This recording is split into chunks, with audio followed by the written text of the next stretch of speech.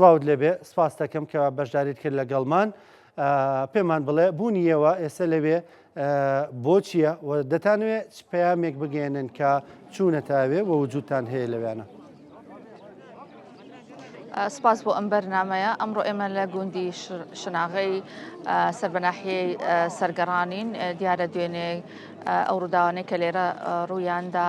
بەڕاستی ئێمە دەست بەجێ لە دوای ئەو بینینی ئەو گرتە ڤیددیۆیانە لایەنە پەیوەندیدارەکانمان لە بەغدا ئاگادار کردەوە لە مستەوای پەرلەمان واژووی تەوامان بۆ جلسەیەکی ئیسtisنائی لەسەر ئەم بابەتە و تەدەخولکردنی سوپا لە مۆزوعی کەسی کشت و کاڵا کرد خۆشحاڵانە ئەوە ڕەزامەندی لەسەر درا و لە هەمان کاتە فشارمان لەسەر حکوومەت کرد کە لە درەنجامی فشارەکانمان چەندین لیجان لە مستەوەی قیادەی عملیات ڕئاسەی وزەرا وەزارەتی دیفاع تشکیل کرا بۆ تەحقیقکردن لەم بابەتە ئەمانە هەمووی درەنجامی فشارەکانی ئێمە بوون لەسەر حکوومەت و لەسەر پەرلەمان. ئەمڕۆ بۆ خۆی ئەمە زیاتر لە 50 پەرلەمانتار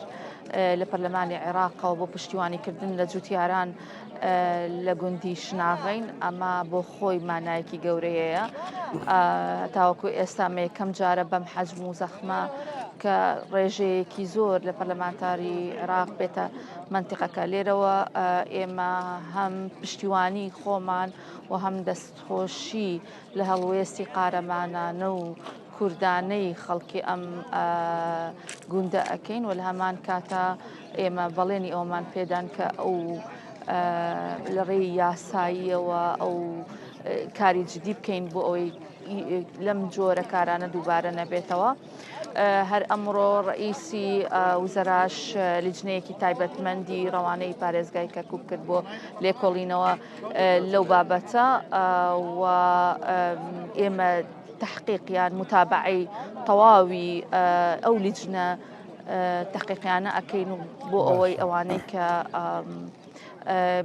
بەڕاستی سەرپێچیان کردووە لە ڕێگەی دادگاوە سزا بدرێن. باشە خاتو دیلان ینی سوپا بۆ دەیەوێت جوتیاران زەویەکانیان نەکێڵن چه گرفتێک هەیە هیچ گرفتێکی یاسایی هەیە کە ڕێگە بە جوتیاران نەدا زەویەکانی خۆیان بکێڵن؟ بۆ خۆتان نەزانن ماوەی نزیکەی چەند هەفتەیەکە بڕیارەکانی مەجلیسی قیادەی سەورە لە ناو پەرلەمان دەنگی لەسەردرا ئەمە بەڕاستی دوای کارکردن و جوهدێکی زۆر بوو ئێمە 4 خۆری پەرلەمانەکە لەسەر ئەم پرۆژە یاسایەکەی نەمانتوانیوە بیگەینەوەی دەنگ و داخ بە خۆشحاڵیەوە لە خولی پێنجەمە ئەم پرۆژە یاسایە دەنگی لەسەردرا هەندێک ڕێکاری یاسایی ماوە لە ڕووی جێبەجێکردنەوە ئەنجومەنی وەزیران معنیە بۆی کە تعلیماتی بۆ دەربکات و بڵاو بکرێتەوە لە دوای بڵاوکردنەوەی لە جەرگەی وەقایع عێراقی بەڵام ئێستا بڵاو کرایەوە خاتو دیلانی تایبەتی بۆ دەرەکات دیلان ئێستا لە سەر شاشەی کورسات نیوز بە شێوەی بەپەلە ینی پرۆژە یاساکان لە تەواو ئێستا بوون بە یاسا و لەوە جەریدەی وەقایع بڵاو کرانەوە کەواتە لە ئێستەوەی تر خۆناغێکی نوێ دەست پێکە لە ڕووی کردداریەوە کە ئەم زەویانە مامەڵێکی تران لەگەڵدا بکرێت؟ بەڵێ کە ئێمە لە دوای ئەم قۆناغە ئیلزامی حکوومەتەکەین بۆی تعلیماتی بۆ دەربکات و لە دوای ئیلزامکردنی حکوومەت عەکید لە دوای تعلیماتەکان چەند لیجانێکی تایبەت دروست ئەکرێن بۆ جێبەجێکردنی یاساکە ئەمانش پێم وایە بە کاتێکی کەم بەڵام بە چاودێرێکی باشەوە بێ ئێمە لەسەر خەت بین لەگەڵ حکوومەتە بۆ ئەوەی تەفاسیلی هەموو ڕێنمایەکان بزانین بۆیە جارێکی تر ئێمە پشتیوانی خۆمان بۆ جوتیاران دەڕبڕی بۆیە ئەمڕۆ لە گوندی شناغین. باشە خاتو دیلان زەمانە چییە بۆەوەی کە بۆ نمونە ئەمڕۆ ئێوە گەڕانەوە وەفدانەی کە سەردان دەکەن لە سەراسی سەرکردایەتی کورد گەڕانەوە میدیاکان بۆ نمونایی ترەوەیان جێهێشت هەمان دۆخ دروست نابێتەوە؟ من پێم وایە هەر ئەمڕۆ وەزیری دیفاع خۆی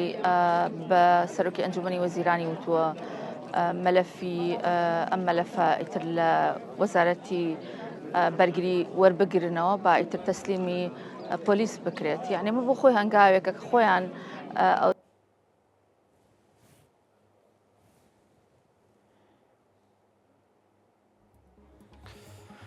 دیارە وێنەی خاتوو دیلان وەستا لەبەرەوەی لە گوندی شەرناغەیە ڕەنگە هێڵە ئینتەرنێت باش نەبێ گەر بگەڕێتەوە سەر هێڵ یاخۆ دوێنەکەی باش بێت ئەوە درێژە بە گفتوگۆکەمانە دین لەگەڵیدا نازانم ئەو کاران وێنەکەی باش دەبێت یاخۆت بەڕێزان ئەو وێنانەی کە لەسەر شاشان ئەوە محەممەد ئەمینە نوێنەری جوتیارانی کورد بوو هەر ساڵانێکە ئەوەی لەسەر تراکتۆرەکەیە و سەربازەکەی سوپای عێراق ملپێچەکەی ڕادەکێشێ ئەوە ناوی محەممەد ئەمینە و یەکێکە لەو کەسانەی کە ساڵانێکی زۆرە نوێنەری جوتیارانە و سەلماندوێتی بە حەق کە نوێنەرایەتی جوتیاران دەکا هەر دوێنێژ لە نێو جوتیاراندا بوو لەگەڵیاندا بوو و بۆ تراکتۆرەوە دەویست زەویەکان بکێڵن و مافی خۆیان بەدەست بێنن بەڵام بەداخەوە سوپای عێراقیمان بینی سەربازێکی سوپای عێراقیمان بینی کە بەو شێوازە شۆڤێنیە مامەڵەی لەگەڵ ئەو بابەتەیە کرد دوێنێ ڕاستەوخۆ دوای ڕووداوەکە و بڵاوبوونەوەی ئەو وێنانە هەست و سۆزی کوردان جارێکی تر جوڵا لەسەر ئاستی تەواوی کوردستان و کوردان لە هەرجەیەکی جیاندابن داوای ئەوەیان دەکرد کە کورد پێویستە یەکەڵوێست بێت خۆشببختانە هەر دوێنێ دوای ڕووداوەکە مەکتەبی سیاسی یەکێتی نیشتیمانی کوردستان بەیاننامەیەکی دەرکرد و لەسەر ئاسی پارتی دموکراتی کوردستان بەڕێز مەسەد بارزانی بەیاننامەیەکی دەرکرد پرسەکە پرسێکی کوردانەیە بەڕاستی نابێت جیاوازی حەزبایەتی بکەین بەیاننامەی دەرکرد لەسەر ئاسی هێزولایەنەکانی تر هەموو بەیاننامەیان دەرکرد ئیدانی ئەو کاریان کرد و وتیان نابێ جارێکی تر ڕووداوی لەو شێوازە دووبارە بێتەوە قوبات تاڵەبانی بەتوندی ئیدانەی ئەو پرسەی کرد بافڵ تاڵەبانی سەرۆکیەکێتی نیشتیمانی کوردستان ئیدانی ئەو پرسەی کرد و هەموو داوایان کرد کە ڕێوشێن بگیرێتە بەر بۆی چیتر ئەم بابەتانە ڕوونەداتەوە ئەم دیاردە ناشرینانە ڕوونەداتەوە وە جوتیاری ئەمە لەسەر زەوی و مڵک و ماڵی خۆی حەزیەت نەدرێ و دەرنەکرێ و سوکایەتی پێ نەکرێ و ئیهانە نەکرێ هەر بۆیە لە دوێنێەوە کۆدەنگێک دروست بووە ئەمە وای کرد ئەمڕۆ سەرگۆزیرانی عێراق لیژنەیەکی پێگێنا لیژنەیەکی باڵای پێگێنا بۆ دەرداچوون بۆ پرسە و چاودێریکردنی و ناوچانە لە دەستی سوپات دەردێنرێ و لە دەستی وەزارەتی دەدرێتە پۆلیسی ناوچەکە و مامەڵەیەکی جیاوازسری لەگەڵدا دەکرێت هەر ئەمڕۆ ئێستا کە قسە دەکەین لەسەر شاشەی کورسات نیوز لە ڕۆژنامەی وقاعی کوردستانە و پرۆژە یاسایانە بڵاوکرانەوە کە بەشێکیان پەیوەندی بە گەڕانەوەی خاوەندارەتی مڵک و ماڵی ئەو زەویانەوە هەیە ئەمەش پاڵپشتێکی یاسایی گەورەیە بۆ جوتیارانی ئەو ناوچانە کە ئیتر یاساش پشتیوانی ئەوانە کە کارەکانی خۆیان بکەن و لەسەر زەوی و مڵک و ماڵی خۆیان بەردەوام بن.